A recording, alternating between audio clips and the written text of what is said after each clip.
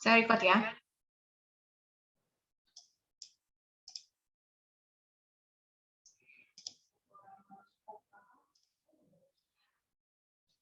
Sudah terlihat? Sudah, Mbak. Oke, ini materi di pertemuan ke-12, Cyber Psychology di lingkungan sosial. Tadi saya juga temannya Nisrina ya? Temannya Nisrina bukan yang tadi?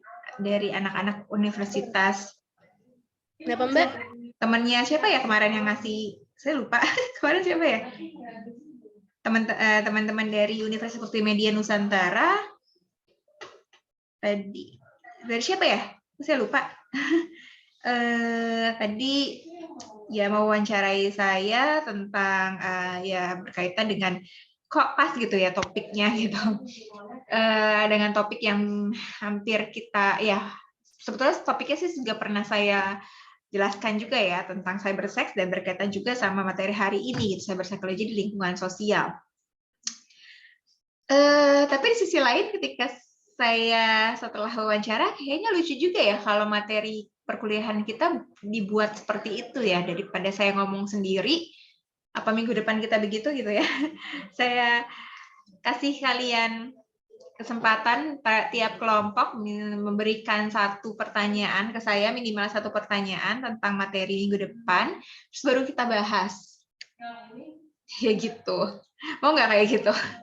Daripada saya kayak ngomong sendiri, kalian saya nggak tahu lagi ngapain, gitu ya, dengerin apa enggak, gitu. Kayaknya kalau setiap orang nanya, setidaknya satu perwakilan satu kelompok satu orang atau 2 orang nanya tentang materi minggu depan kan cyber psychology di lingkungan di dunia kerja ya, gitu. Nah, tuh kalian mau nanya apapun gitu terkait dengan dunia cyber psychology di dunia kerja, terus saya tinggal jawab kayak di wawancara gitu. Mungkin rasanya lebih aktif ya, kan ngomong gitu. Saya jadi kepikiran begitu, nanti deh kita lihat gimana. Oke, sekarang kita bahas dulu materinya adalah saya bedakan jadi 3. Jujur ini juga saya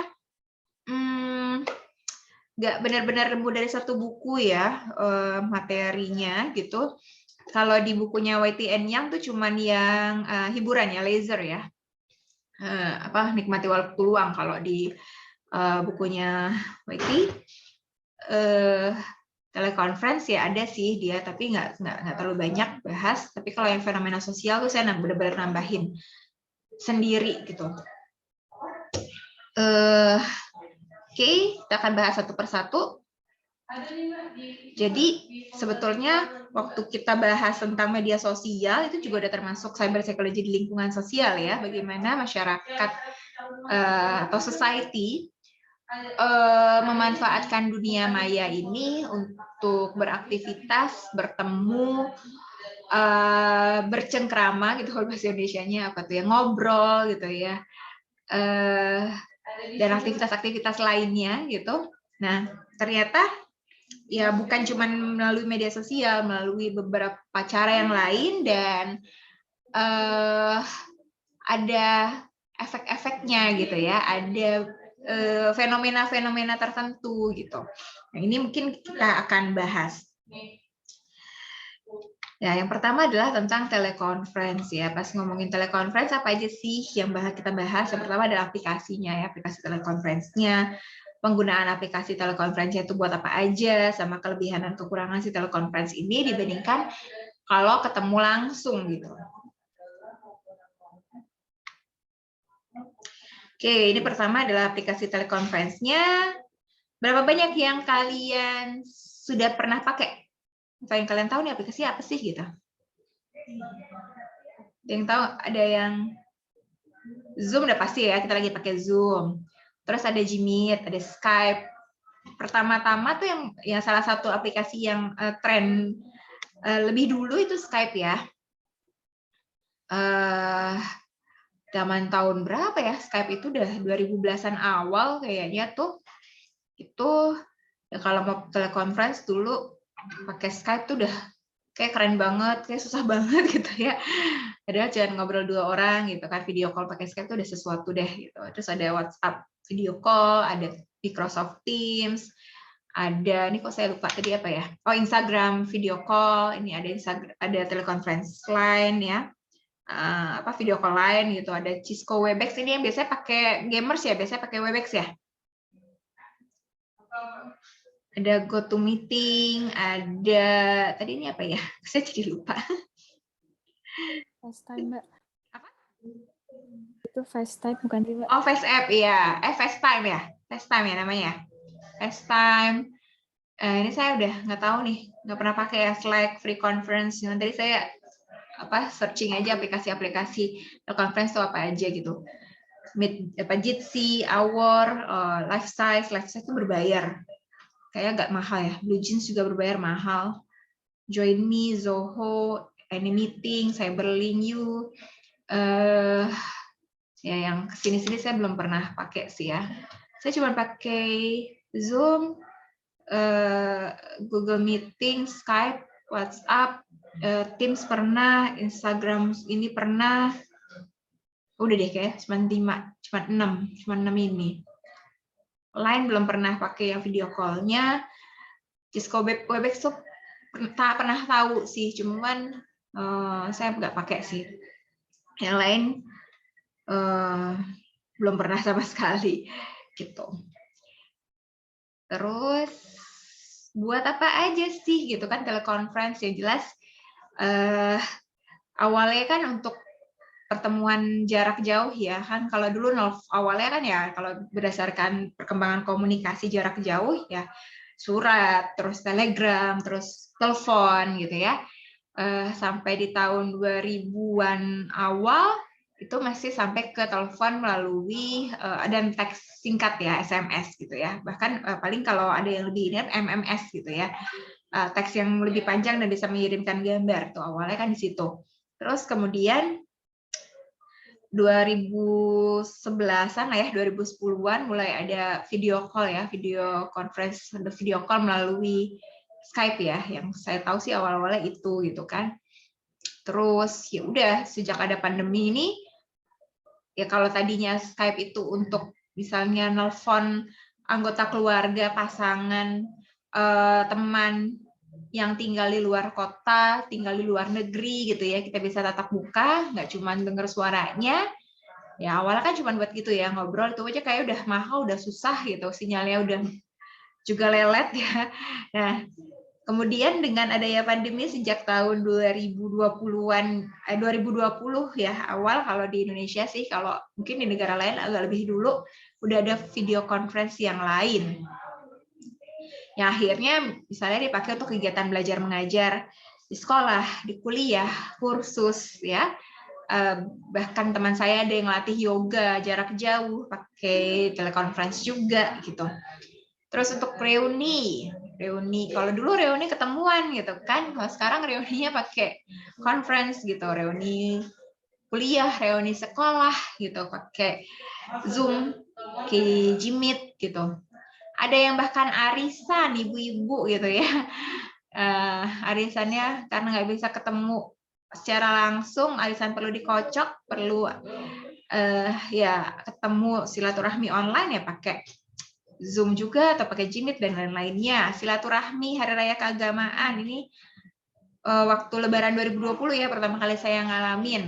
Waktu itu masih pakai WhatsApp ya, video call yang WhatsApp saya berlapan kan. Kayak gitu. Terus kemudian juga Lebaran tahun ini juga masih gitu ya.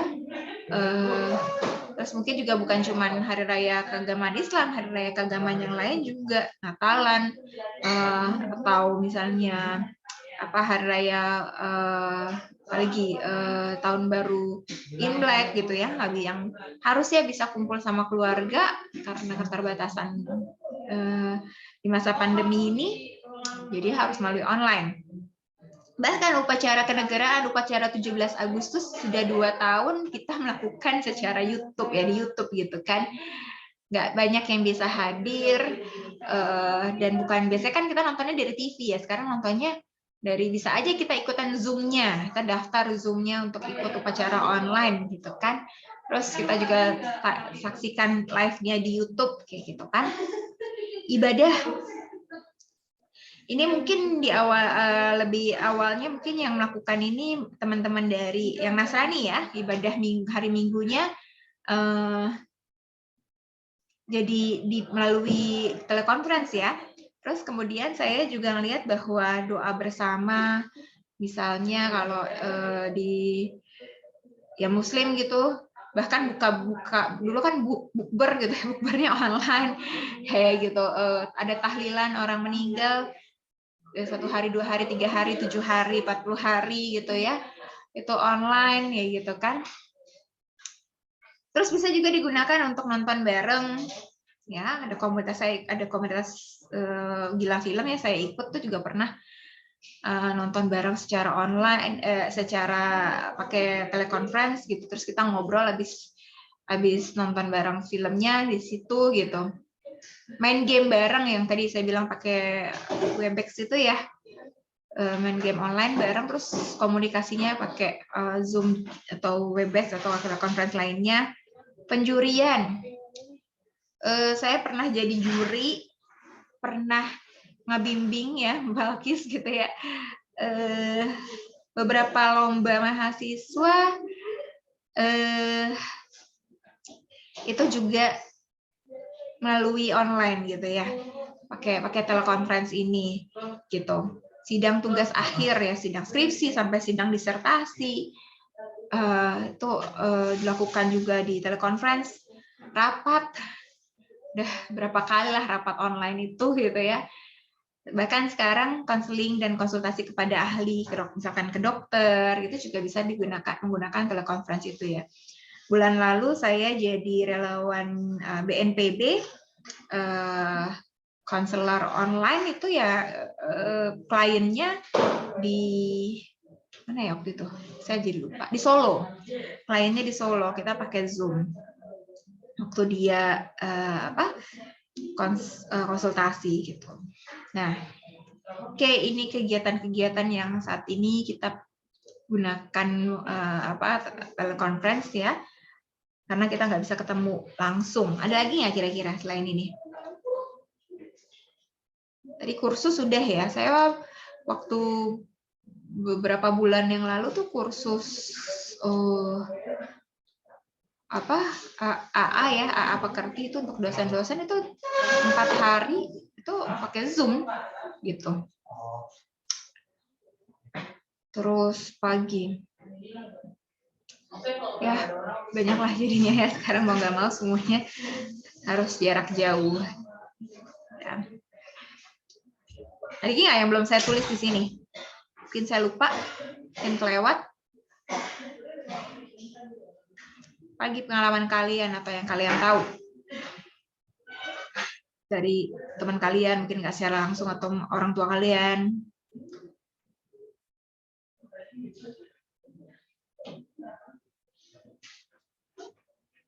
Olahraga online juga bisa tuh ya, senam online gitu. Saya pernah ngeliat tuh di Instagram stories ya teman saya, mereka kayak ya latihan bareng pakai ya telekonferensi gitu. Juga bisa ya. Oke. Selanjutnya ya ini kira-kira kelebihan dan kekurangan telekonferensi ya. Sekarang jarak bukan lagi jadi penghalang, bisa ketemu dimanapun kamu dan saya berada gitu ya. Mungkin Tessa lagi di mana tuh? Febianti kalau nggak salah di Sulawesi. Tessa di mana? Di Nusa Tenggara ya Tessa ya? Iya Mbak, di Kupang. Di Kupang, Tessa di Kupang. Terus mungkin teman-teman yang lain juga nggak semuanya di Jakarta kan ya. Mungkin ada yang di Bogor, mungkin ada yang di Sumatera mungkin gitu ya. Ada yang di Jawa Tengah, Jawa Timur gitu ya. Kita bisa ketemu secara langsung melalui video ini gitu kan. Terus ya hemat biaya dan waktu gitu kan. Udah jelas kita nggak perlu ongkos ke kampus gitu, nggak perlu siap-siap dandan, nggak perlu mandi bahkan kan, tuh hemat waktu banget ya. Terus kita tetap bisa melihat ekspresi wajah ya, bisa melihat mukanya, bisa melihat ekspresinya, oh Mbak Cica lagi senyum gitu ya, kayak gitu misalnya. Kalau suara doang kan nggak tahu ya, gitu. Kita nggak bisa ngelihat wajah gitu, kita cuma bisa membayangkan. Tapi dengan adanya telekonferensi yang berupa video ini, kita bisa ngelihat gitu kan. Terus, tapi ya kekurangannya jelas bergantung banget pada sinyal. Itu salah satu keluhan utama yang waktu kemarin kami rasakan sebagai relawan BNPB itu ya. Tuh kita akhirnya kan kita ada meetingnya juga. Ya sinyal ya, karena kan kliennya ada di mana-mana gitu. Waktu itu aja saya nanganin klien yang dari Solo itu aja, dia harus keluar rumah untuk dapat sinyalnya gitu. Terus boros kuota internet. Jadi walaupun Zoom-nya gratis sih, tapi tetap aja ya butuh kuota sekian gitu untuk 1 jam Zoom tuh ada kuotanya berapa lah yang habis gitu kan. Terus kualitas video dan audio yang mungkin dari aplikasinya ada aja masalah ya, mungkin tersendat, mungkin buram, suaranya nggak jelas, kayak gitu-gitu. Ya, mungkin ada kelebihan dan kekurangan lain lah. Oke. Ada pertanyaan nggak sampai situ? Nah, kemudian hiburan yang bisa didapatkan secara online tuh apa aja? Yang pertama tontonan, paling banyak ya. Bahkan saya men-screenshot tontonan ini video dari Teater Koma lagi tayang ya di channelnya Teater Koma selama beberapa hari ini gitu, tapi habis gitu hilang ya, habis gitu di take down ya videonya karena memang terbatas. Kan ada beberapa sekarang seperti itu ya. Saya pernah nonton juga waktu masa-masa yang benar-benar nggak bisa keluar rumah itu, National Theater-nya di Inggris ya, itu mengupload beberapa aksi panggung para pemainnya, itu bagus-bagus sih. Akhirnya saya nonton Phantom Opera gitu kan, saya nonton Frankenstein gitu ya, yang versi teater kayak gitu-gitu. Tapi itu kalau sekarang kalian cari udah nggak ada karena terbatas cuma beberapa hari doang pada waktu penayangannya. Sama nih Teater Koma juga suka kayak gitu ya. Terus misalnya Pasiti Nurbaya ya di Galeri Indonesia Kaya gitu. Itu teater-teater biasanya juga ada gitu. Jadi tontonan tuh bukan cuma film doang, tapi juga teater biasanya di YouTube atau ada aplikasi tertentu. Ya kita harus install lagi aplikasinya gitu. Nah, terus musik ya, musik biasanya ini lagi banyak ya yang nge-share gitu kan tontonan di ini. Saya screenshot dari Instagram story-nya Maudy Kusnaidi ya. Apa namanya? Laporan report Spotify-nya gitu kan. Siapa artis yang paling sering didengerin lagu, apa penyanyi yang paling sering didengerin lagunya, lagu apa yang paling sering didengerin, berapa lama mendengarkan Spotify selama setahun itu, genre yang paling sering dengerin apa gitu ya misalnya ya. Itu salah satu hiburan dari musik biasanya pakai aplikasi Spotify. Terus bacaan misalnya ada komik nih, si Juki gitu ya, ada komik-komik. Kalau saya sih Instagram saya banyak kan saya nge-follow komik ya. Ada si Juki, Tuti and Friends, Ahilalax ya, lagi Mice gitu ya. Ya yang lucu-lucu lah yang buat hiburan-hiburan gitu. Kebetulan kalau kalian suka yang kayak gitu-gitu juga, ada pamerannya tuh ya. Sisi promosi pameran. Ada pamerannya langsung di pop art di gedung di yang mall yang baru tuh Asta ya di 8 SCBD gitu. Itu banyak komikus Indonesia dan biasanya kan itu ketemunya di Indo Comic Con ya. Sekarang Indo Comic Con-nya belum ada, baru ada pameran. Itu aja lah lumayan gitu ya. Untuk saya yang sering datang ke Comic Con ya lumayan menghibur lah, ada pameran seperti itu gitu.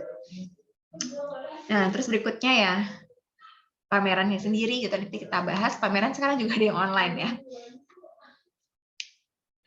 Nah, ini tontonan. Ini saya cuman ini loh,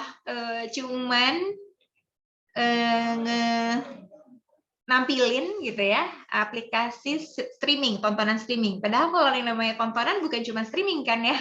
Ada yang tontonan online itu ada yang, tapi kalau saya ya secara etik nggak boleh ya. Tontonan ilegal ya kalian lebih tahu lah. Bisa nonton ilegalnya atau bisa download ilegalnya gitu ya. Tapi tangan nggak boleh udah kita bahas ya. Jadi saya menampilkan tontonan yang legal ya. Yang beberapa ada di Indonesia, beberapa belum bisa masuk ya, belum bisa dinikmati secara legal.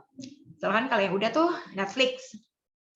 Yang masuk Indonesia baru bisa HBO Go ya. HBO harusnya kan HBO Max, tapi HBO Max belum bisa masuk Indonesia.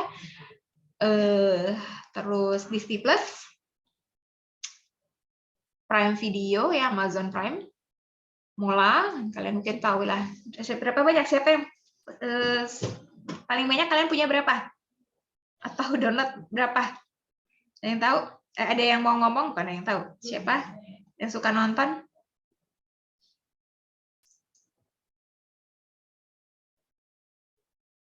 Nggak ada?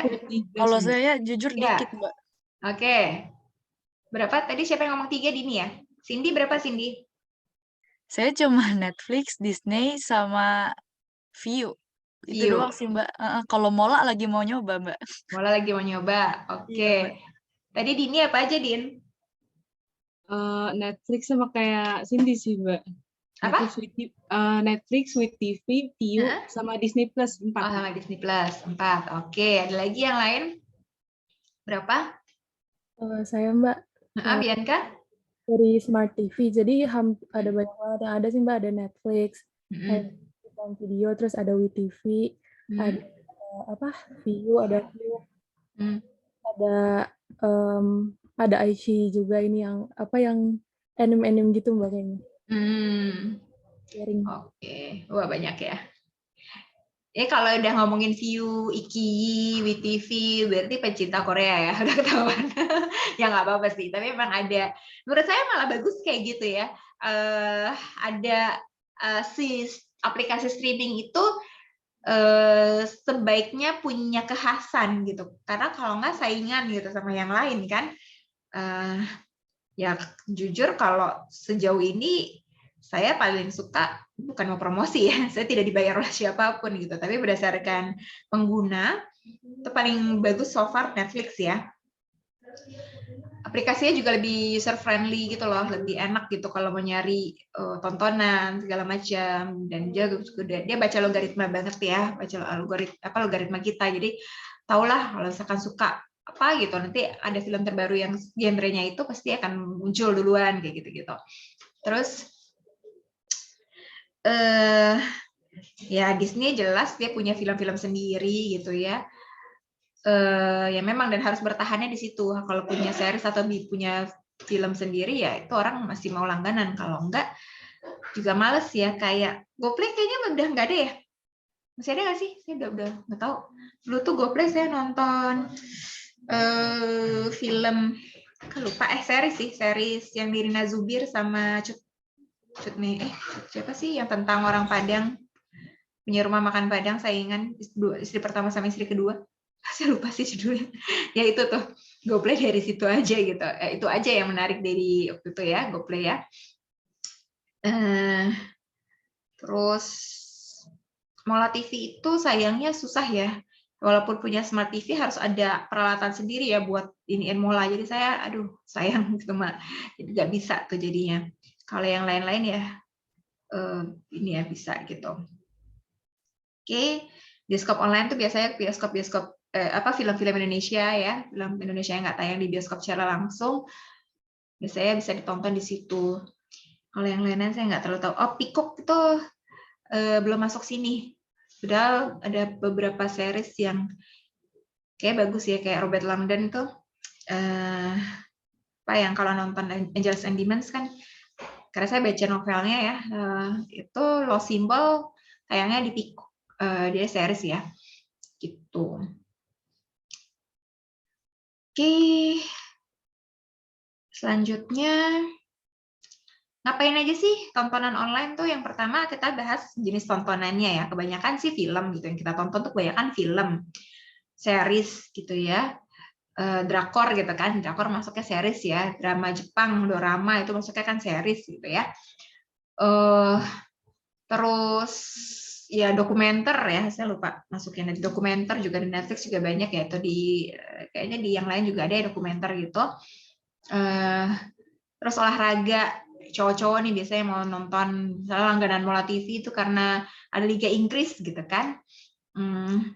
Terus berita kalau kita jarang ya nonton berita, mungkin orang tua kita gitu kan biasanya nonton berita online gitu kan, ada channel di YouTube biasanya mereka naroknya gitu ya. Teater tadi yang saya bilang, beberapa, terutama kalau saya kan suka teater koma, jadi kalau ada teater koma ada tampil, mereka ya saya di WhatsApp gitu ya, mereka tampil di mana dikasih linknya kayak gitu. Terus nih yang ngefans banget sama entah seleb K-pop atau selebgram gitu ya, atau artis siapa gitu ya, artis Indonesia gitu kan, keseharian idola biasa mereka punya channel ya, channel sendiri gitu di YouTube gitu kan. Misalnya apa sih? Raffi Nagita gitu ya, Pak Rans ya. Raffi Nagita Slavina ya, Rans ya. Terus apa lagi ya? Saya nggak terlalu ini. Mbak Im Paula ya, Mbak Pau gitu ya. Pagi kayak gitu-gitu deh. Atau bahkan yang tadinya mereka tuh sebetulnya bukan artis, kayak siapa yang keluarga Korea, keluarga Indonesia, istrinya orang Indonesia, suaminya orang Korea, sekarang tinggal di Korea. Kimbap Family. Ya, apa? Di Kimbap Family. Ya, Kimbap Family gitu kan. Ya sebenarnya mereka awalnya bukan artis ya. Tapi jadi udah dapet apa tuh penghargaan dari YouTube tuh, saking yang nontonnya banyak ya. Dapat gold apa platinum apa istilahnya ya, penghargaan yang sekian banyak penonton itu. Nah itu kan ya akhirnya jadi lahan pekerjaan ya gitu kan. Tuh terus mungkin juga nonton gosip gitu, banyak berita-berita gosip juga di situ. Konser ya, sekarang konsernya misalnya harus online atau nonton konser ulang gitu, anime atau kartun ya. Terus ini pembahasan film, apa review film kayak gitu-gitu, atau review sesuatu, itu jenis-jenis tontonannya. Ada lagi nggak? Oh ini ya, tips keseharian ya, saya belum masukin ya. Kalau gamers misalnya apa, tips-tips buat dapet apa sih, kok saya agak lupa istilahnya. Misalnya gimana cara ngalahin musuhnya kayak gitu ya, gadget mana yang paling oke kayak gitu kan, tips-tips seperti itu ya. Terus selain nonton ngapain aja sih yang terkait sama tontonan online? Yang pertama download filmnya gitu ya, walaupun legal, tapi kan streaming itu lebih mahal ya kalau kita nonton streaming dibanding kita ngedownload gitu kan, lebih banyak kuota yang dipakai gitu kan. Akhirnya mungkin bisa aja filmnya didownload dulu gitu, atau menjadwalkan tontonan di Netflix gitu kan bisa ya. Oh ada film bagus nih, masukin dulu dia ke list gitu kan. Membeli tiket kayak bioskop online gitu tuh, dia ada tiketnya jadi per film. Jadi nggak kayak kita nonton Netflix yang kita bisa kapan aja nonton filmnya, udah masuk ke situ. Di bioskop online enggak, kita harus bayar lagi. Saya menonton film X apa gitu ya, kita harus bayar lagi tuh untuk ya, lebih murah sih dibanding kalau kita beli tiket bioskop gitu ya. Atau yang beli tiket bioskop juga kan melalui online sekarang ya. Karena udah balik lagi nonton bioskop misalnya. Memberi rating si filmnya misalnya di IMDb, di Rotten Tomatoes, atau di Netflix-nya sendiri kan ada tuh bisa ngasih rating film itu seberapa gitu. Memposting tontonan ya, sharing kan dari, saya nggak tahu kalau Disney Plus bisa apa enggak. Kalau Netflix itu bisa ya. Kita lagi nonton apa terus kita share gitu kan. Memberi komentar tentang tontonan ya, bikin review. Saya sering sih karena saya di Gila Film tuh ya saya sering review film juga ya kayak gitu. Kalau review kan ya berapa tulisannya panjang gitu, ada yang cuman ya singkat aja berapa kalimat misalkan di media sosial kayak gitu. Terus diskusi tentang tontonan bareng teman-teman gitu. Jadi biasanya di komunitas film ya, atau yang teman-teman yang suka nonton film yang sama juga gitu. Nonton ini deh, pas bagus tahu gitu, apalagi mungkin sesama penyuka drakor gitu, misalkan suka siapa gitu, suka aktornya siapa atau suka aktrisnya siapa, dia main lagi loh di sini gitu misalnya ya, gitu. Oke, ada lagi mungkin? Kalian ngapain sih kalau kalian nonton? Yang cowok-cowok aja dong. Siapa ya? Jawab. Tadi cewek semua yang bahas. Zuana suka nonton nggak?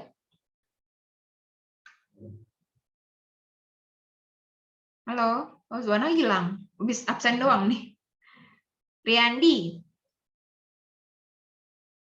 Gimana Riyandi? Halo? Ini juga nih, Riyandi tidur ya? Kemana nih? Ingrid suka nonton nggak? Suka, Mbak. Oke, Ingrid ngapain lagi? Nonton apa biasanya Ingrid? Nonton yang genrenya lucu gitu sih, Mbak, biar menghibur, refreshing sekalian. Oke. Ada lagi nggak selain nonton tuh ngapain terkait sama tontonan online tuh ngapain sih selain nontonnya? Gimana, Mbak?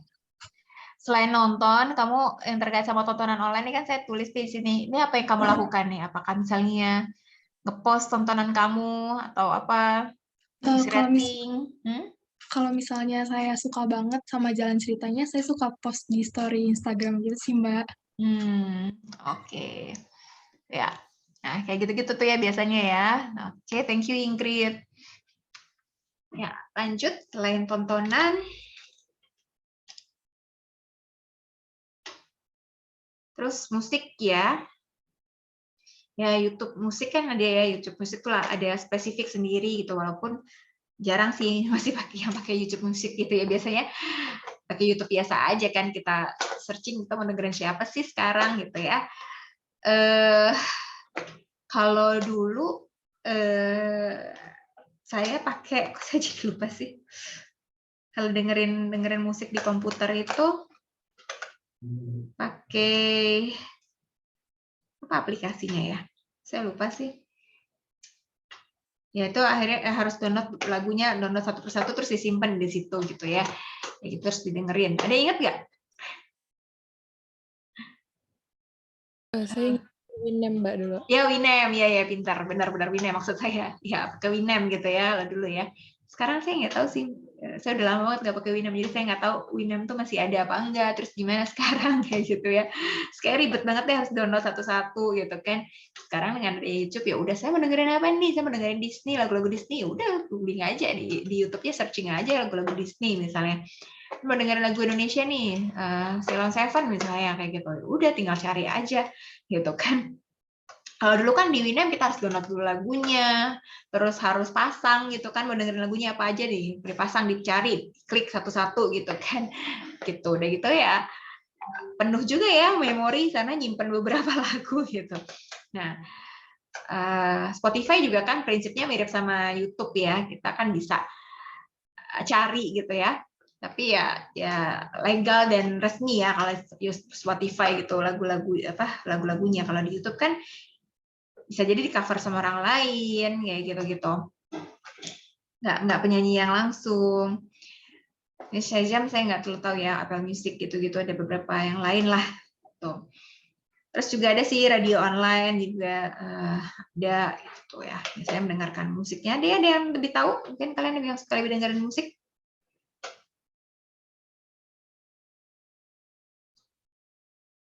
Ada yang pernah pakai selain Spotify dan YouTube?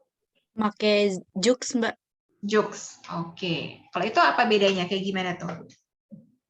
Itu sama aja kayak Spotify, cuman kalau di Joox itu saya udah lama banget gak make. Pokoknya di Joox itu kayak ya sama aja sih kayak Spotify, tapi ada bedanya Mbak, saya lupa bedanya apa. Oke. Ya. Nah, ini juga sebenarnya saya juga jadi bahasan untuk selanjutnya ya. Aplikasi-aplikasi ini misalkan yang kita lihat yang lagi tren kan biasanya di Desember itu tuh kayak ngasih apresiasi ke penggunanya ya, kayak Spotify tadi yang saya kasih contoh yang tadi ya. Ini kalian mungkin udah juga ikutan ya. Mana? Ini ya. Kayak gini ya.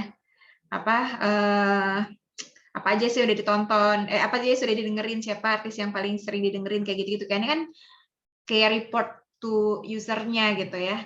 Kalau Gojek juga gitu kan, udah berapa kilo ngendarain Gojeknya, GoFood yang paling sering dimakan apa kayak gitu-gitu kan. Nah itu tuh juga membuat itu kan terkait sama orang-orang tuh demen ya, personality-nya diangkat gitu ya. Makanya juga kemarin ada yang heboh yang di Instagram itu gitu kan, orang tuh demen menunjukkan diri gitu sejak ada media sosial gitu kan, Facebook gitu, Friendster, Facebook gitu, yang kamu suka apa, kamu nonton film apa gitu-gitu. Orang tuh ya sebetulnya sebelum itu juga sih. Kalau dulu zaman saya SD misalnya ngisi biodata di tempat di punya teman, di organizernya teman. Kalian ngalamin nggak sih waktu SD kayak gitu, tuker-tukeran biodata kayak gitu-gitu kan, itu nunjukin kita pengen tuh orang tuh tahu kita tuh siapa sih gitu. Kita demennya apa gitu-gitu. Nah, para aplikasi ini memfasilitasi hal tersebut gitu. Oh, jadi kayak Maudi nih, Maudi nih suka Sal Priadi nih gitu kan, gitu. Terus top genre-nya Indonesian pop nih gitu kan. Tuh.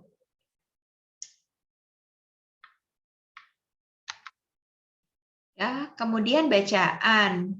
Nah, bacaan ada komik kan berarti cerita bergambar ya, komik online yang legal sih ya, webtoon, mangatun. Yang kemarin tutup apa ya? Saya banyak lupa ya sih. Itu tahu kan ada komik online selain webtoon yang saingan webtoon banget? Baca nggak kalian? Oke, Riandi nggak bisa buka mic.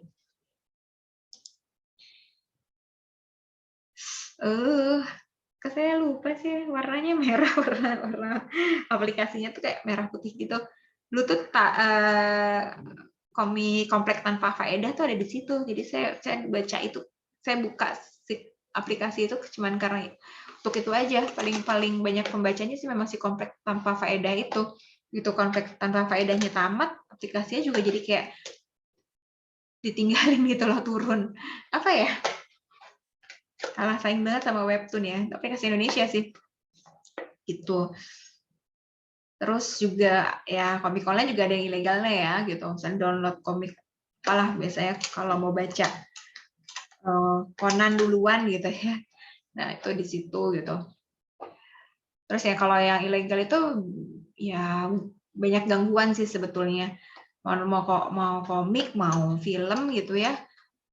Banyak iklannya tiba-tiba, apalagi yang judi-judi gitu yang biasanya muncul ya, sebel banget tuh ya gitu. Makanya udahlah males gitu, kualitasnya juga nggak bagus gitu ya, maklum aja lah gratisan gitu kan. Terus novel atau cerita online ya, kalau yang dibuat, kalau fanfiction kan jelas karakternya itu ada karakter aslinya ya, jadi orang-orang yang nulis di fanfiction itu nggak sepenuhnya menciptakan cerita tersebut gitu, karena tokoh-tokohnya sudah ada duluan diciptakan oleh penulis lain, dan kayaknya harus ada disclaimer bahwa karakter-karakter ini adalah milik, misalnya saya suka Harry Potter milik J.K. Rowling misalnya kayak gitu ya. Kalau di Wattpad bisa nulis cerita sendiri gitu, dan sekarang banyak banget penerbit yang nerbitin buku dari Wattpad karena udah jelas ada pembacanya gitu, ada ribuan pembaca atau jutaan dibaca gitu, dibanding jadi mereka nggak mau terlalu gambling ya gitu, yang pasti ada penggemarnya nih kalau gue nerbitin buku ini tuh. Terus ada lagi storyal, web novel, noveltoon, bahkan ada aplikasi-aplikasi yang atau web ya, biasanya web yang setelah jadi ngajarin nulis dulu ke anggotanya, terus habis itu mereka udah bisa nulis, terus tulisan mereka ditaruh di aplikasi tersebut gitu ya. Terus bacaan juga ada ratingnya ya, kalau film kan ada IMDb, kalau novel tuh ada Goodreads gitu, dan itu tiap tahun tuh ada pemilihannya, novel terbaik tahunnya terbit tahun itu, siapa penulis terbaiknya yang paling banyak dibaca dan segala macamnya. Terus juga bisa review ya, review bacaannya di situ di Goodreads ya. Sebelum pandemi sih Goodreads Indonesia suka ngadain ya semacam pameran gitulah. Tapi ya terakhir tahun 2019 ya, sekarang sih belum ada lagi tuh. Gitu. Di situ saya juga suka ikutan. Serunya adalah kita bisa kayak tukeran novel gitu. Kalau novelnya udah kita nggak baca lagi, kita taruh itu kan, terus nanti kita bisa ambil novel lain gratis kayak gitu. Itu salah satu caranya. Terus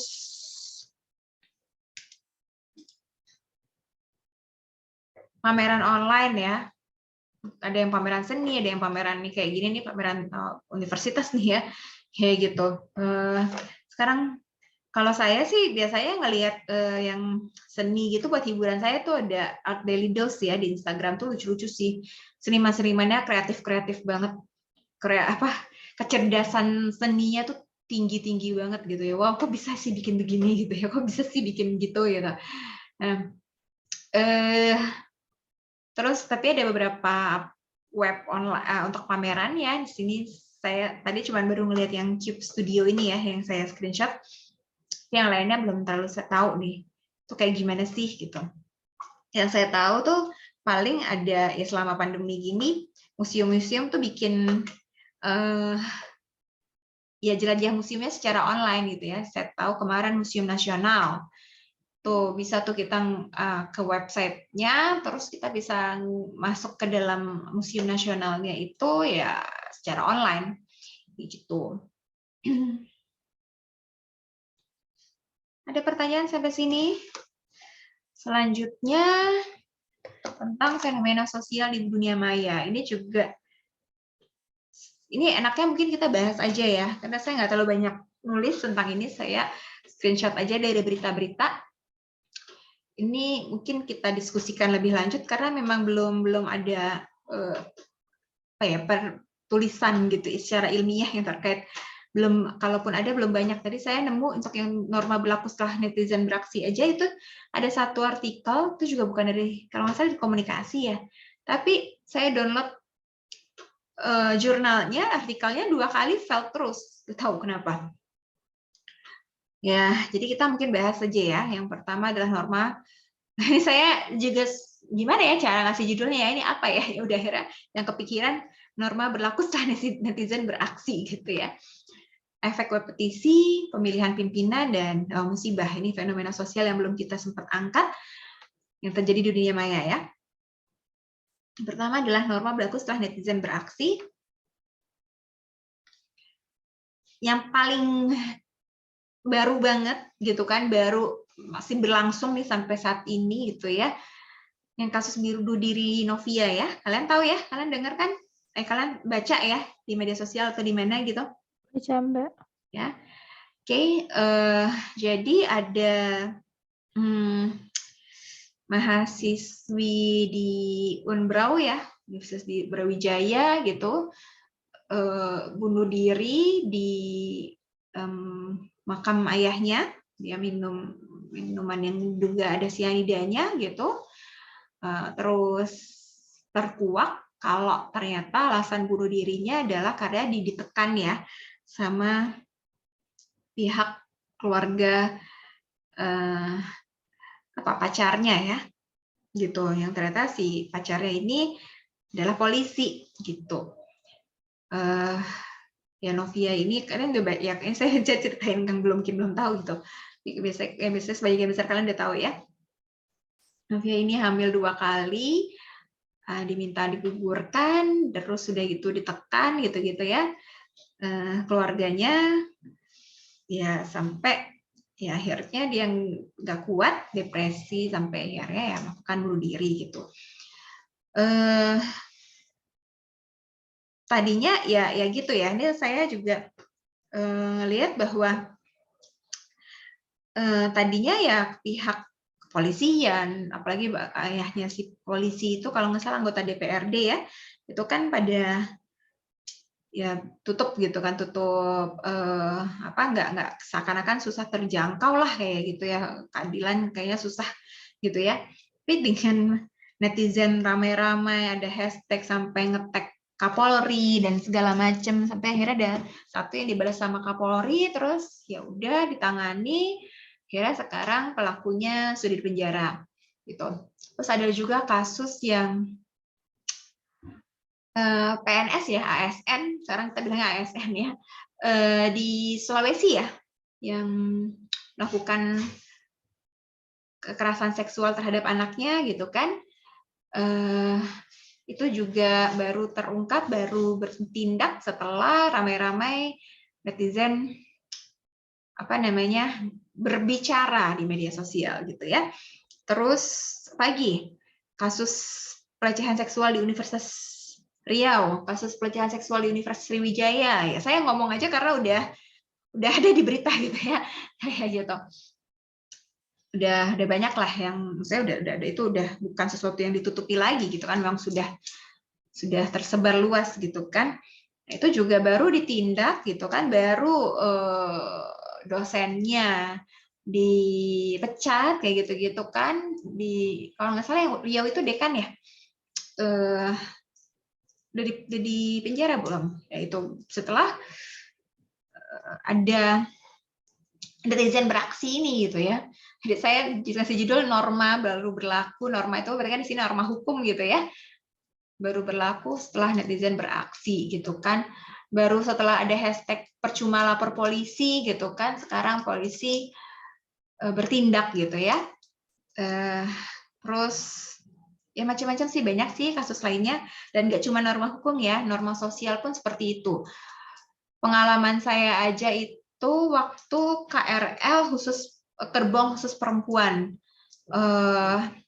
baru tuh tahun berapa ya, baru ada gitu kan. Wah, tadinya saya tuh sering banget negur cowok-cowok yang masuk gerbong khusus perempuan. Ada yang mau pindah, ada yang susah banget pindahnya gitu ya. Sampai saya panggil petugasnya pun dia nggak mau pindah, bahkan saya sempat diancam kayak pakai golok, ada yang kayak semacam kayak jawara Betawi gitu, dari naik kereta dari Bogor, ancam udah ngeliatin si goloknya gitu, dia pakai baju jawara Betawi gitu, tau kan ya, gitu.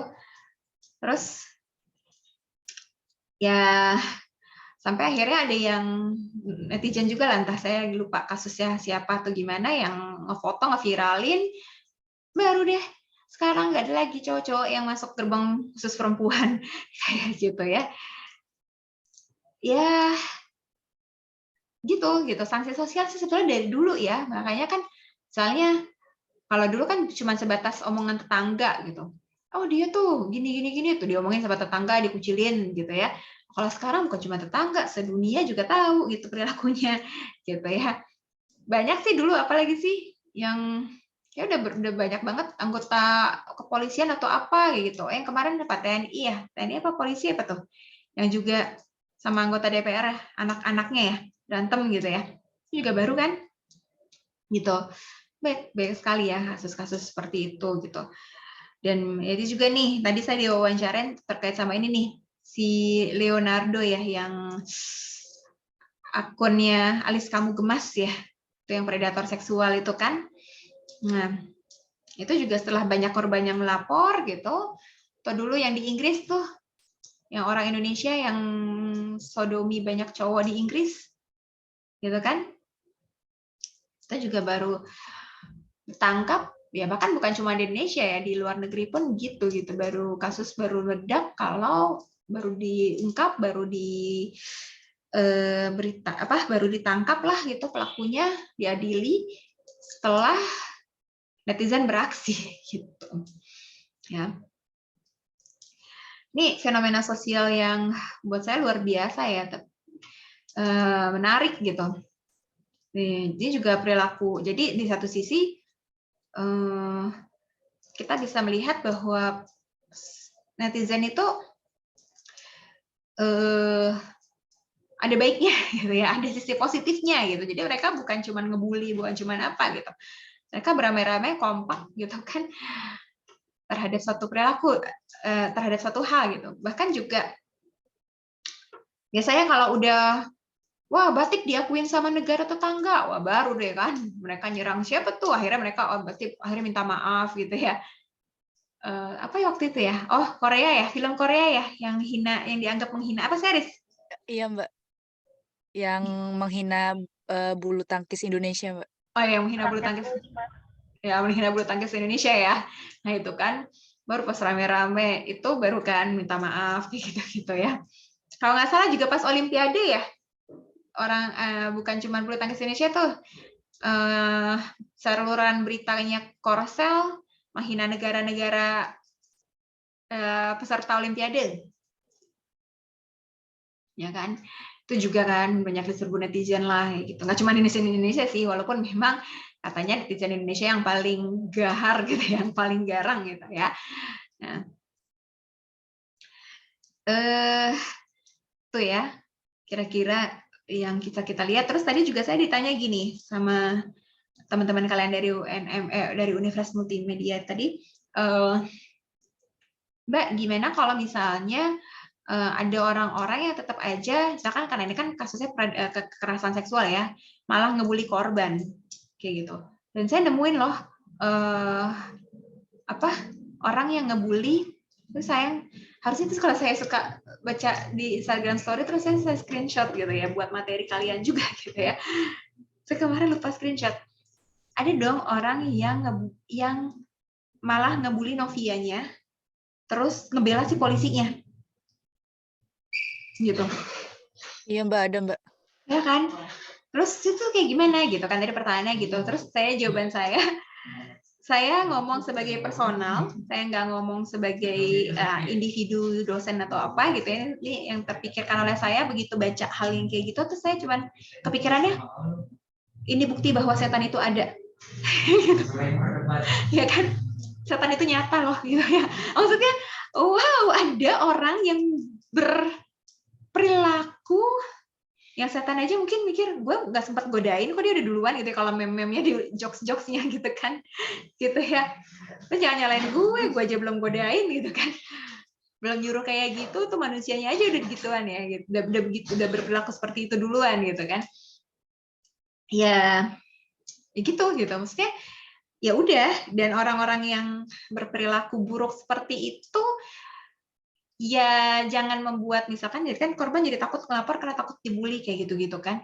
Itu lebih sedikit kok daripada yang ngebelain dia pastinya kalau udah ada di media sosial, udah netizen beraksi, orang-orang yang kayak gitu malah kena bully juga gitu. Dan menurut saya sih perilakunya lumayan berkurang ya karena mereka juga kan sekarang malah jadi ada istilah social justice warrior gitu ya. Social justice warrior ini satu sisi bagus, tapi sisi lain juga jadi ya elah segala macam dikomentarin gitu. Itu apa sih?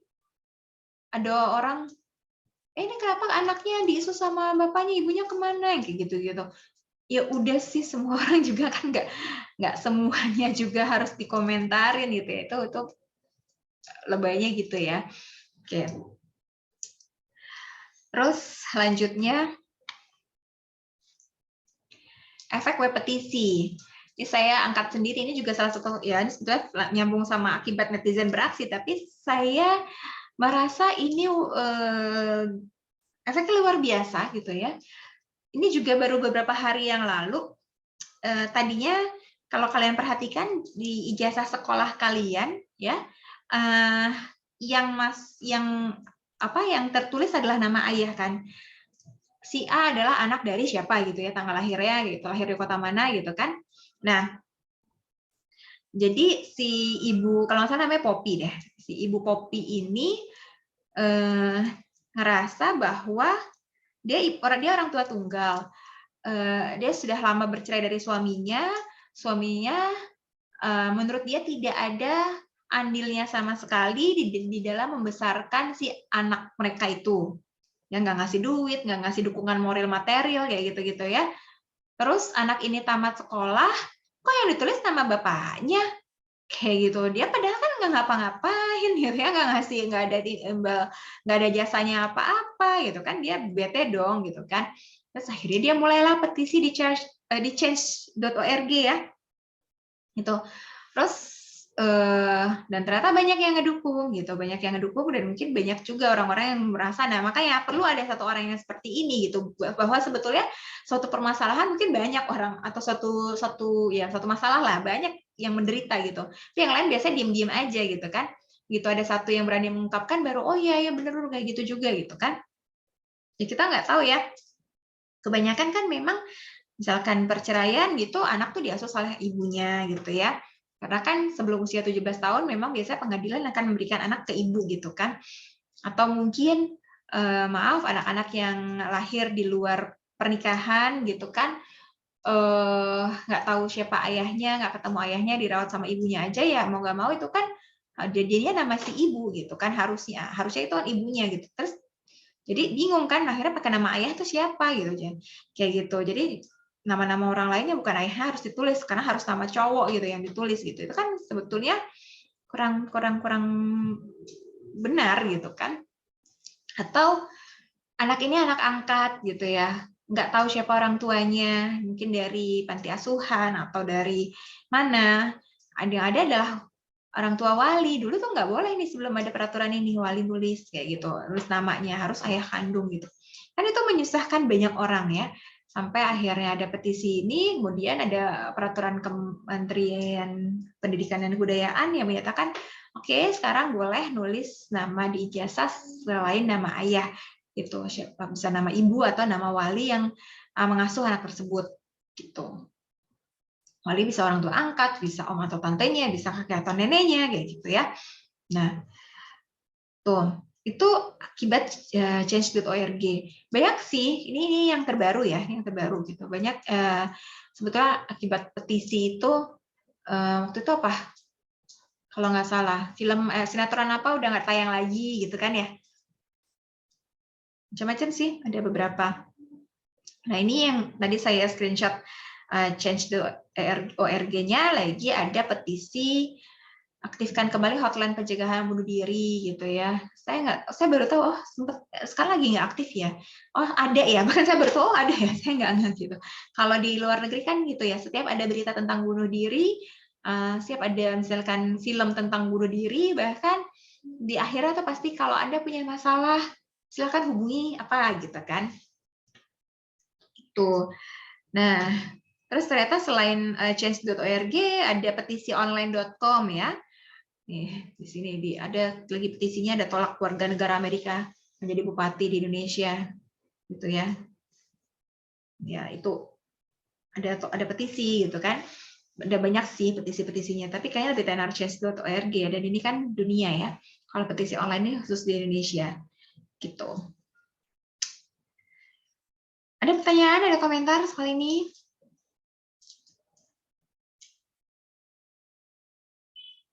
Kalian pernah ikutan tanda tangan petisi? Ada yang mau berbagi cerita? Pernah nggak sih? Petisi apa waktu itu? Pernah? Apaan? Petisi apa waktu itu? Siapa tadi yang ngomong? Dini. Ini sih, Mbak, waktu itu tentang, kan saya juga follow Instagram change.org ya. Nah, jadi kalau misalnya ada petisi yang mungkin kayak menurut saya concern terhadap masalah tersebut, saya ikut menandatangani petisi tersebut. Ya, kalian sebagai mahasiswa tuh kan kritis biasanya ya. Boleh aja gitu, silakan gitu. Ini saya lupa masukin kita bisa, tapi bukan petisi sih dia ya. Kita bisa tuh lebih ke, ya harusnya masuk juga nih ke sosial ya. Kita bisa dompet duafa gitu ya, segala macam yang terkait sama amal sama membantu donasi ya, donasi ke yang lain gitu. Nah, cuman kalau donasi itu ya, kalau saya sih ya setidaknya kalau donasi tuh kalau nggak salah, kalau website kayak Kita Bisa segala macam ya, memang mau nggak mau, Mbak, itu kan belum tentu nyampe ke orangnya. Sebetulnya nyampe, tapi memang tidak ada potongan ya, kalau nggak salah tuh ada potongan ke si websitenya gitu. Tapi setidaknya itu tuh lebih resmi, dan saya tahunya karena ada beberapa teman saya yang pernah menggalang donasi melalui website tersebut ya. Waktu itu ada teman saya yang sakit butuh donasi, terus ya memang pakai itu gitu. Nah, ya dapat sih, memang dapat gitu, tapi memang nggak full karena ada biaya potongan, tapi kayaknya nggak banyak juga sih. Terus dan itu juga susah ya masuk ke situ tuh, maksudnya bukan yang semua orang, kan banyak ya kalau donasi gitu kayak sorry tuh saya tukang minta-minta gitu di jalan gitu kan, kita nggak bisa ya. Pengemis itu kan kebanyakan penipuan ya, kebanyakan mereka tuh sebetulnya nggak menderita itu gitu, atau punya rumah di kampung bagus gitu ya, atau ternyata punya handphone yang bagus gitu ya, karena mereka kan itu sebetulnya udah jadi pekerjaan gitu kan. Nah, banyak juga sih di online juga gitu kan, di yang misalkan nulis di Twitter siapa, di Instagram artis siapa yang gitu kan, kita nggak bisa benar-benar memastikan ya. Tapi kalau yang di Kita Bisa tuh ya benar-benar didata deh, benar-benar dipastikan bahwa orang itu memang membutuhkan gitu ya. Terus ya dan apa dompet duafa dan segala macamnya, apalagi ya yang misalkan ngirim untuk halo ya, ke misalnya ke tempat-tempat yang sedang ada bencana gitu-gitu ya, ada perang gitu. Nih, selanjutnya terkait dengan pemilihan pimpinan. Ya ini saya cuman ngeliatin beberapa aja ya, sebenarnya banyak ya. Pertama adalah web pemantau. Ini saya ngomongnya web pemantau ya. Ini nggak tahu ada istilah yang lebih tepat apa, calon pimpinan atau calon perwakilan. Misalkan anggota DPR itu kan perwakilan, anggota DPRD, anggota DPD gitu, calon presiden kayak gitu-gitu. Itu kalau jari ungu itu lebih ke calon anggota legislatif ya. Gitu.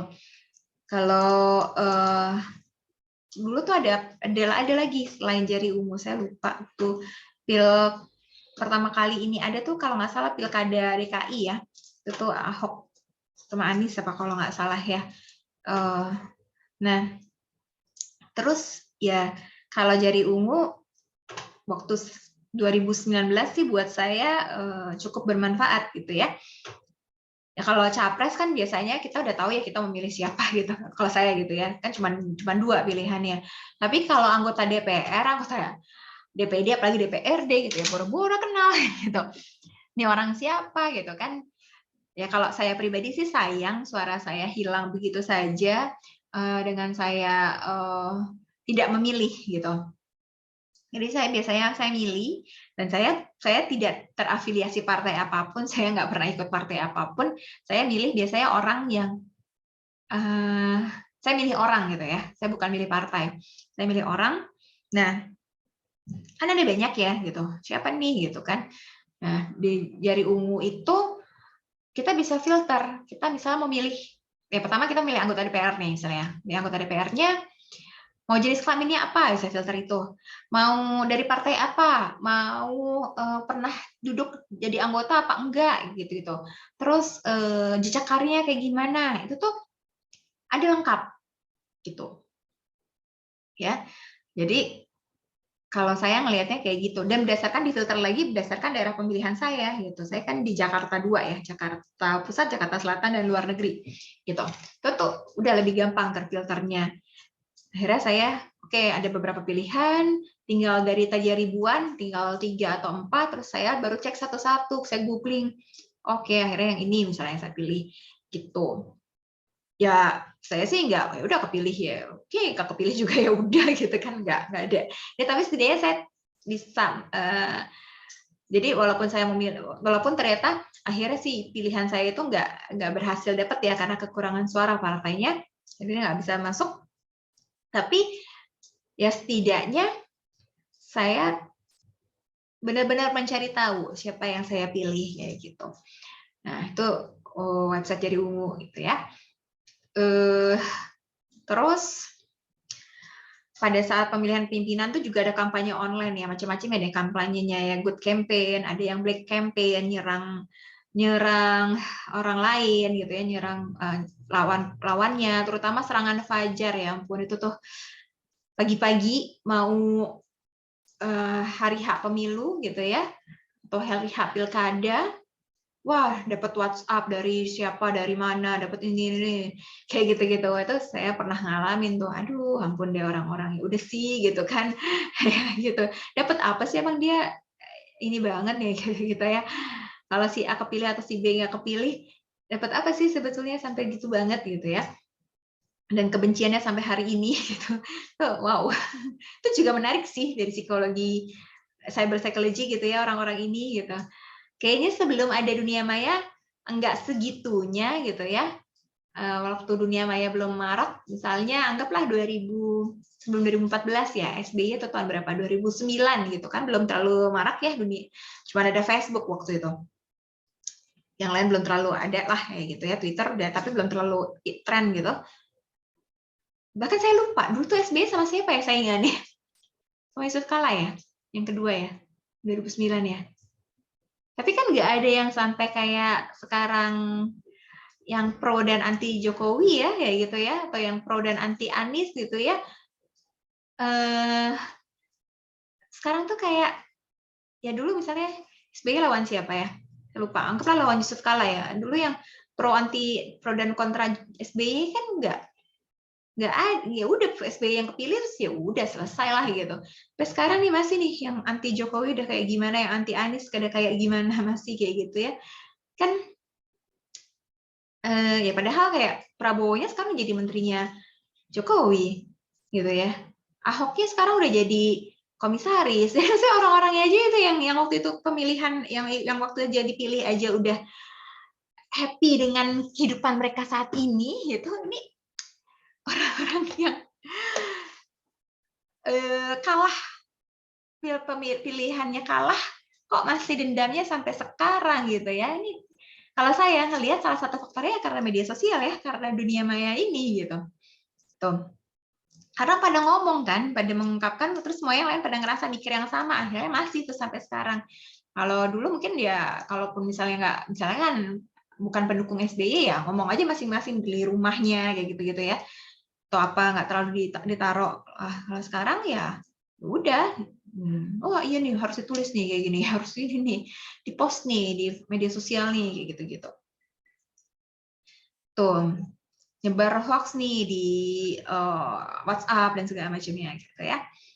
Quick count juga itu kan aplikasi untuk menghitung gitu kan.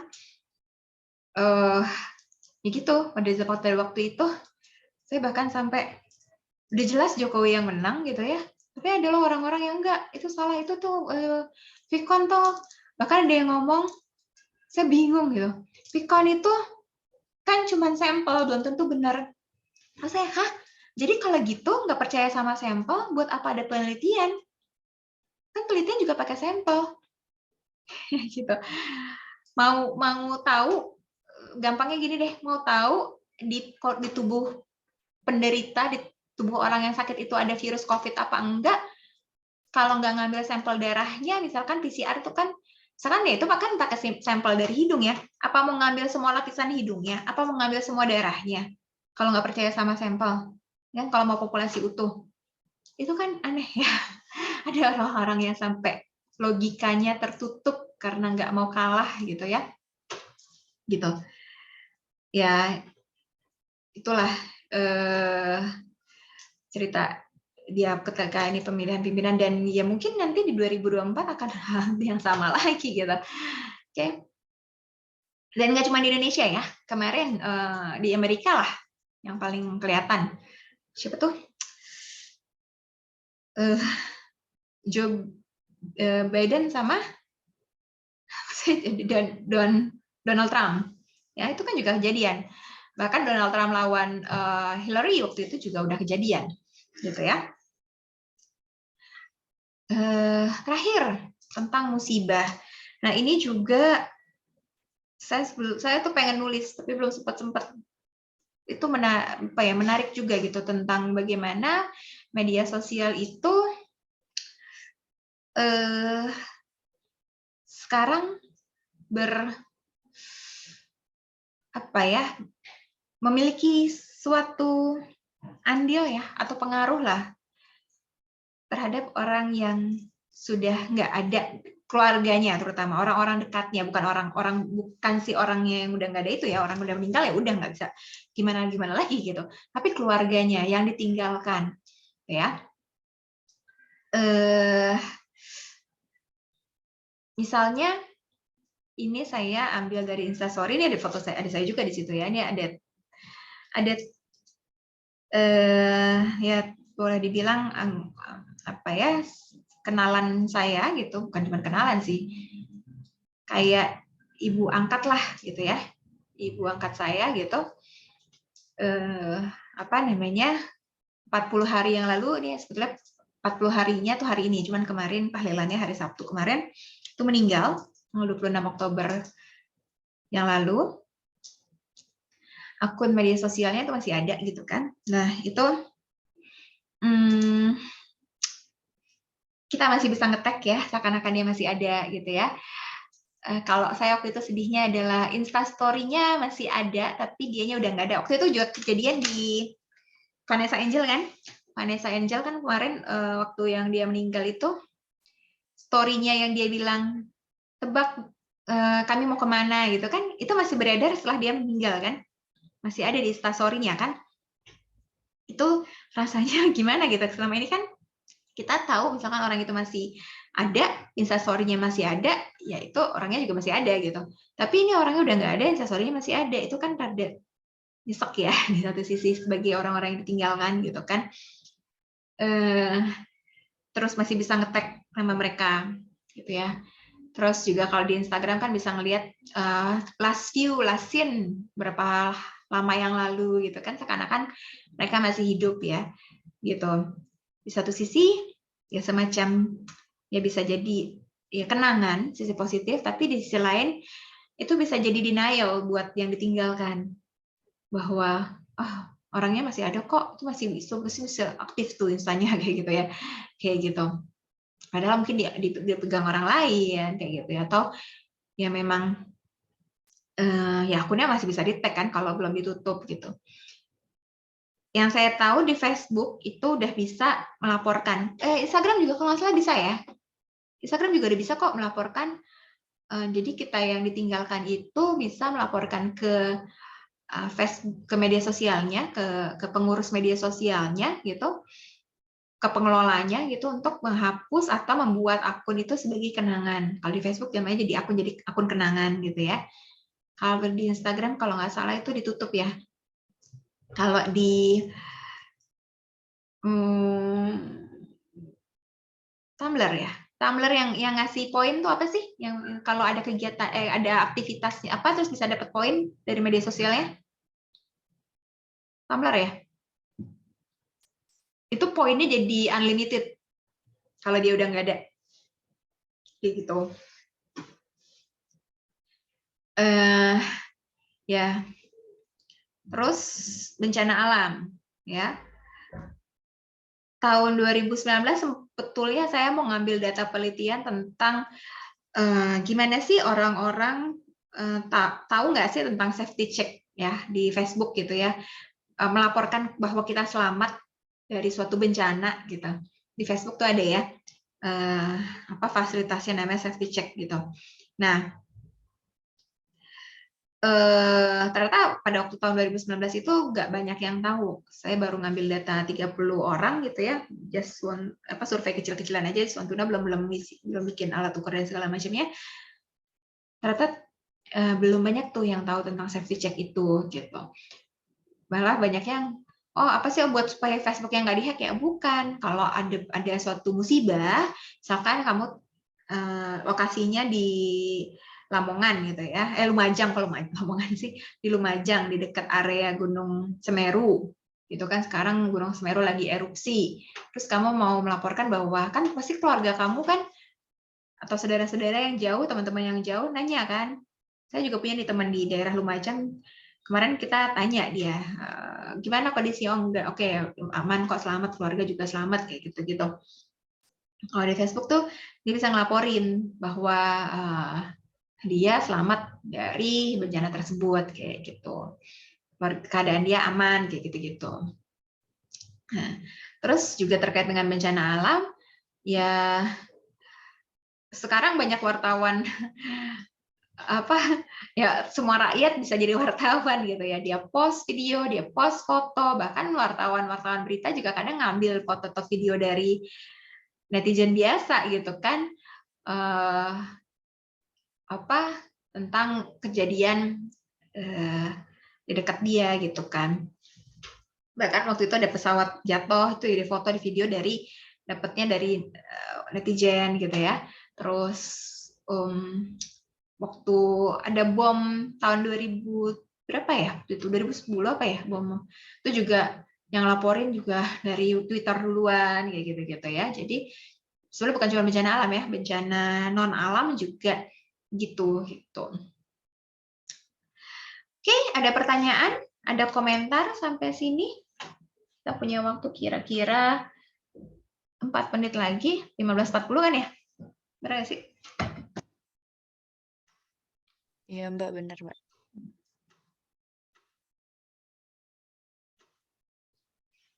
Ada pertanyaan, ada komentar?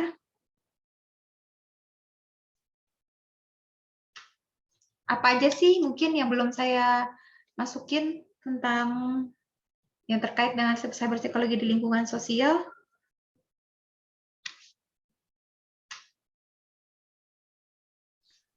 Kalau menurut saya sejauh ini udah masuk semua sih Mbak. Gitu Mbak. Oke, thank you Cindy. Mbak, Yes, Siti? saya mau nanya tadi perihal apa tanda tangan apa sih Mbak itu? Ya, tanda tangan. Petisi. Ya, kalau di luar negeri itu kan petisi itu udah mempunyai apa ya Mbak, kayak dasar hukumnya ya, jadi bisa didengar gitu. Tapi saya sempat baca-baca beberapa antara video atau di Twitter, kalau misalnya di Indonesia ini petisi itu agak kurang berpengaruh gitu loh Mbak, karena belum punya dasar hukum. Good question, Siti Yulita. Ya, catat dulu.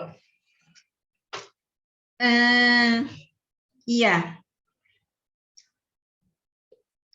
Memang sih itu termasuk salah satu yang belum diatur di UU ITE ya. Misalnya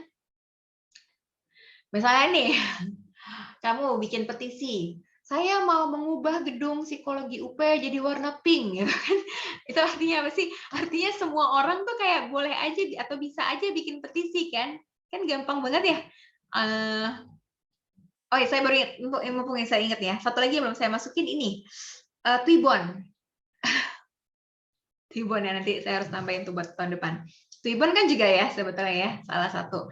Gara-gara tadi ngomongin semua orang bisa bikin petisi, juga semua orang bisa bikin Twibbon. Kalau dulu kan awal-awalnya kayak hanya lembaga tertentu ya, atau sekarang kayaknya gampang banget bikin Twibbon. Bahkan kayak kemarin tuh mau Twibbon 17 Agustusan aja kan, kalau at least tahun 2020 yang saya tahu satu khusus Twibbonnya gitu kan, resmi gitu. Nah, kalau sekarang yang mana yang mau pakai Twibbonnya ya gitu kan. Nah, ya, jadi artinya semua orang bisa membuat petisi, bahkan petisi-petisi yang kayaknya nggak penting gitu kan, atau siapa sih nih gitu kan yang mau, tapi itu bisa aja gitu. Mungkin ada aja orang-orang iseng mau ya udah tanda tangan gitu kan, kayak gitu. Atau beberapa orang misalnya mau mengubah, cuman sekelompok orang doang gitu ya, mau menambah hari libur menjadi hari Jumat, Sabtu, Minggu gitu kan. Jadi kerja cuma 4 hari misalnya kayak gitu. Kan bisa aja ya ada orang-orang yang mau berpikiran seperti itu. Tapi itu kan nggak terlalu gunanya apa gitu ya misalnya, atau kepentingannya apa. Tapi karena saat ini di Indonesia petisi itu belum ada dasar hukumnya, sehingga siapapun bisa membuat, apapun jenis petisinya bisa aja muncul gitu kan. Di satu sisi gitu. Di sisi lain ya tadi, jadi belum tentu didengar gitu ya. Jadi kegunaannya change.org itu belum tentu tepat gitu kan. Tapi menurut saya nggak terlalu, ya bukan nggak terlalu pengaruh. Apa ya? Ya ada kok yang didengar, ada kok yang akhirnya terjadi gitu ya. Oh, satu lagi yang saya belum ini. Laporan online itu benar apa enggak sih? Gimana sih tindakannya? Nah, itu juga ya. Itu juga. Misalkan kan ngelapor nih, ada ngelapor penipuan, ada ngelapor apa. Itu kan ada beberapa aplikasi pelaporan ya.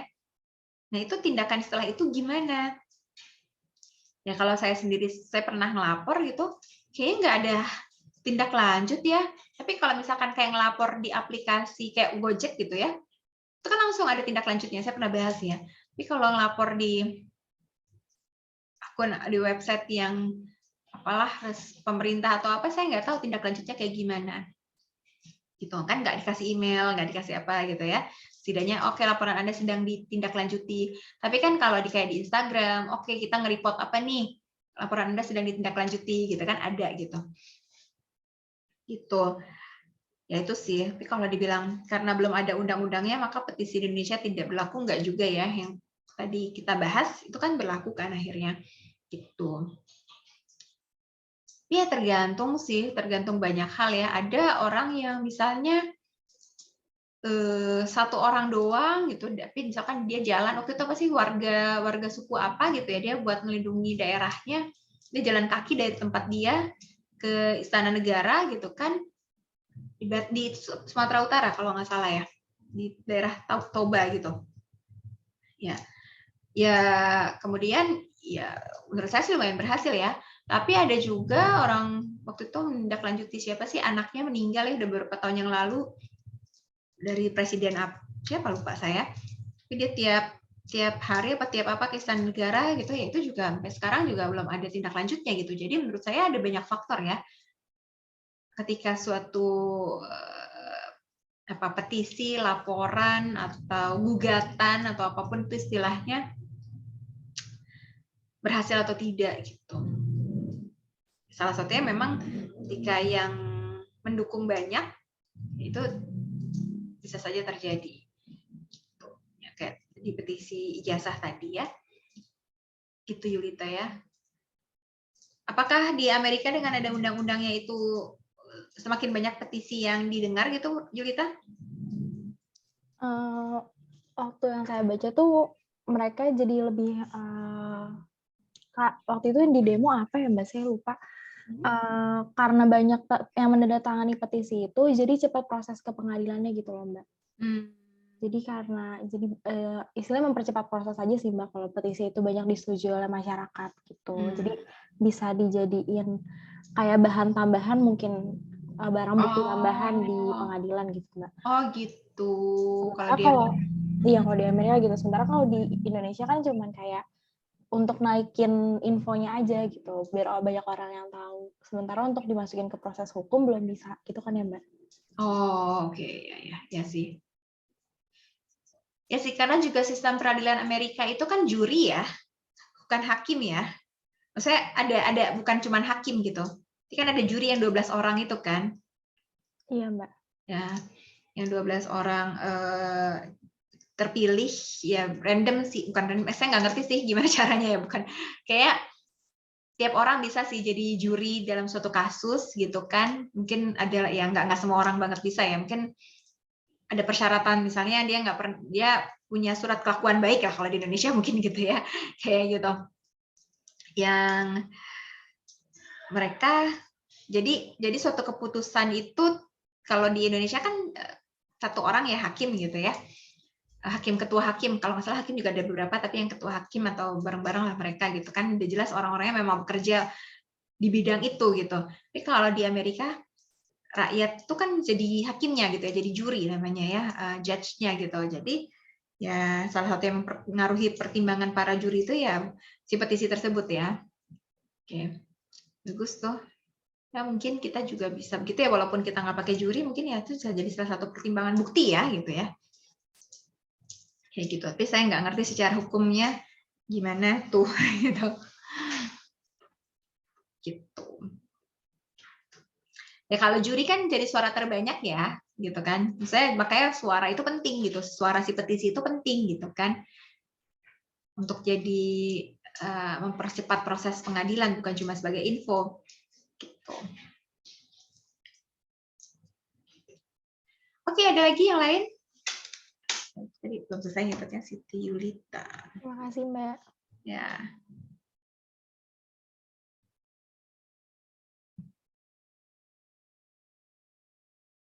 Ada lagi yang mau komen?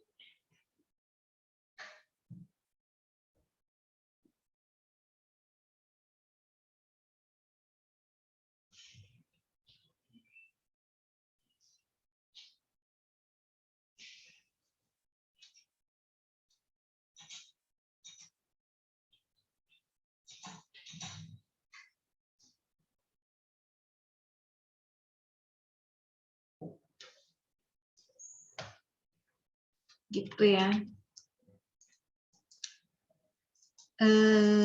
Ini yang kematian ini mungkin nanti akan juga saya bahas di psikologi perkembangan ya, yang di pertemuan terakhir tuh, kematian dan duka cita.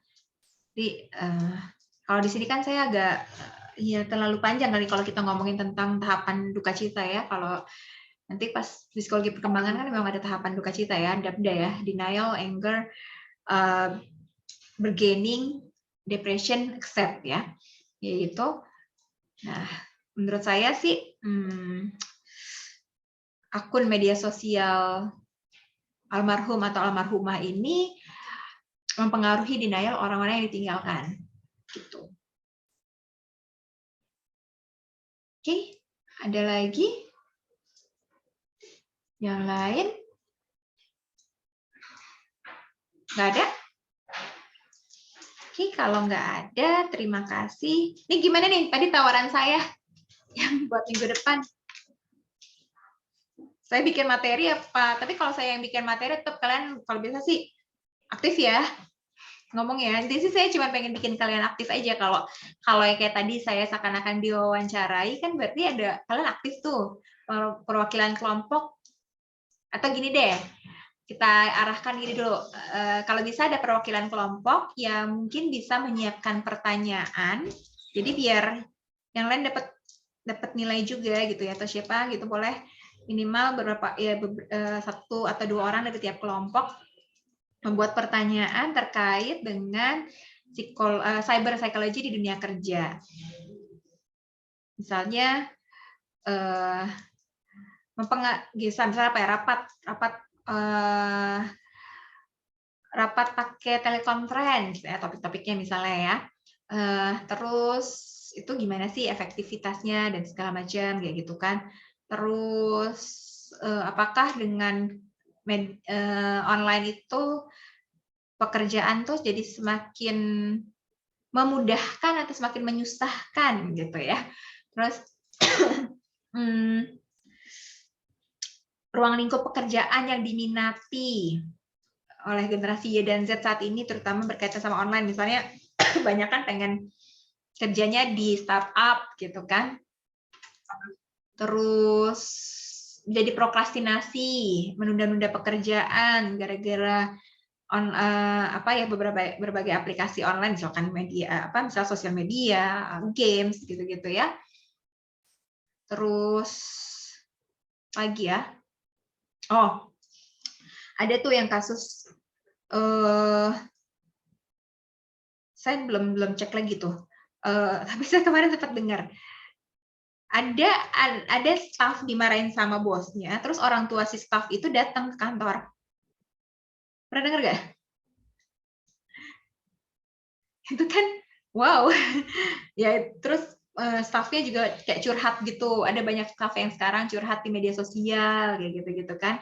Terus ada juga misalnya salah satu untuk menerima karyawan sekarang lihat media sosialnya ya gitu ya. Terus LinkedIn, peranan LinkedIn, diterima atau nggak diterimanya kamu atau dipanggil dari LinkedIn kayak gitu kan. Ya gitu. Apalagi prakerja ya, yang dilakukan fasilitas kartu prakerja itu gitu. Pagi ya, job street itu gitu. Itu kira-kira yang akan saya bahas.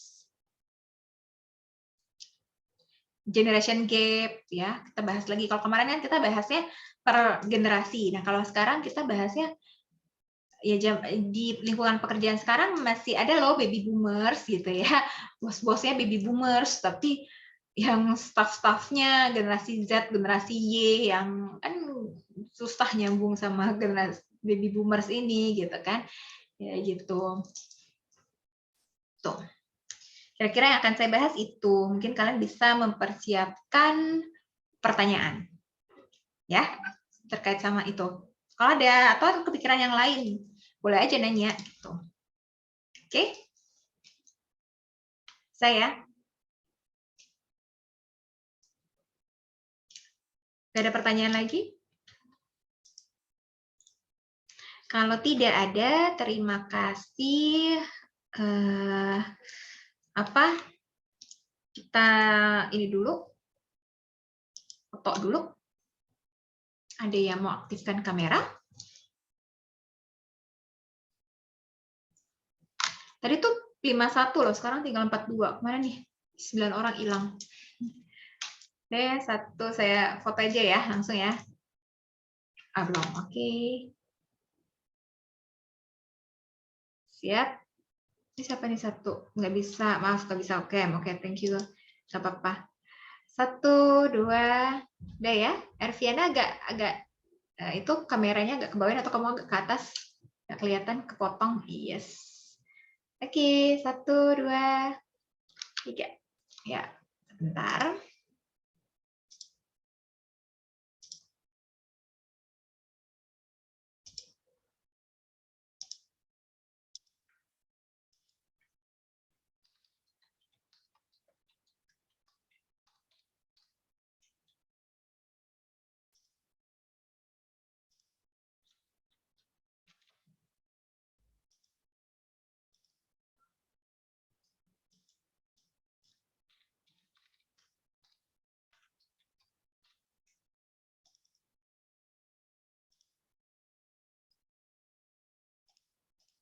Satu lagi. Ya, 1, 2, 3.